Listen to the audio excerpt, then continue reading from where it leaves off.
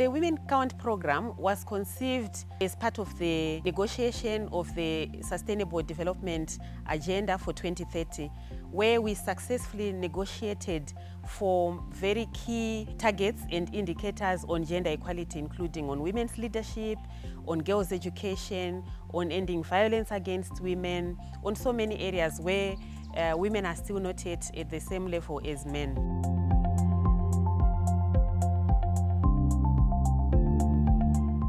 As a Bureau of Statistics, we have that mandate of coordinating the national statistical system. And for us to really achieve that particular mandate, we are working together with the UN Women. So for the case of gender, we have the Gender Statistics Sector Plan, which has also identified the gaps. So we are looking at all that and bringing them together and ensuring that what we require in the area of gender statistics is well achieved through those programs.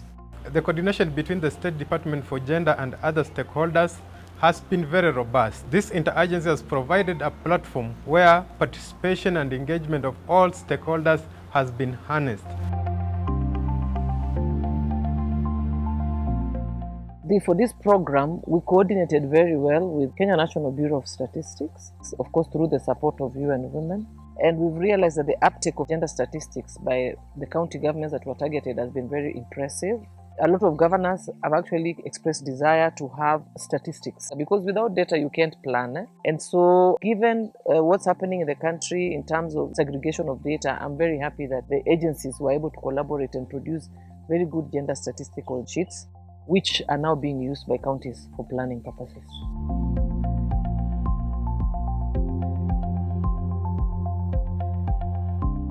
COVID-19 has given the global community, including Kenya, an opportunity to actually understand gaps in as far as gender is concerned.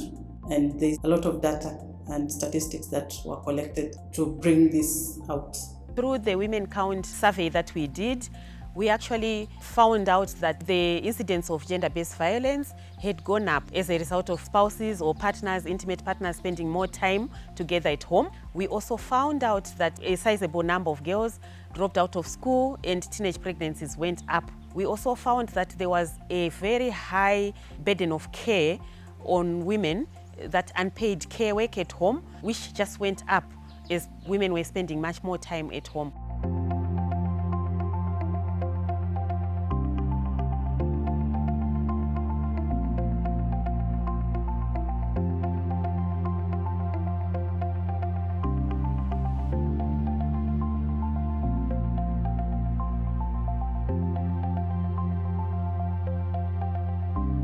The significance of this program is now people are more tuned towards knowing that there is data disaggregation and that data will inform various programs. So this issue of having the data, it's actually now a critical component that cannot be ignored.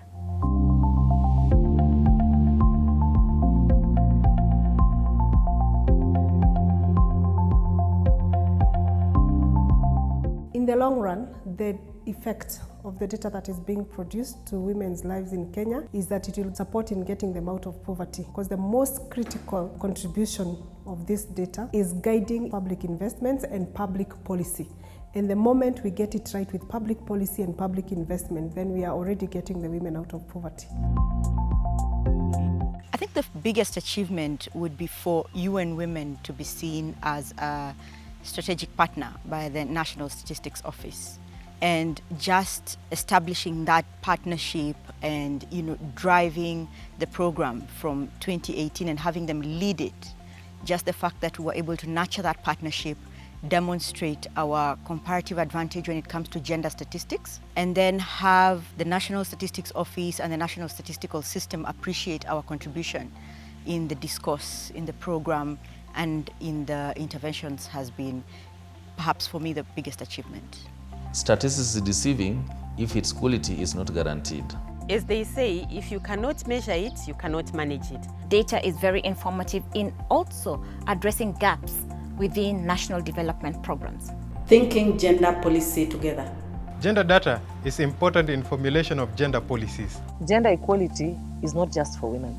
The experiences of women and girls have to be counted for us to achieve gender equality.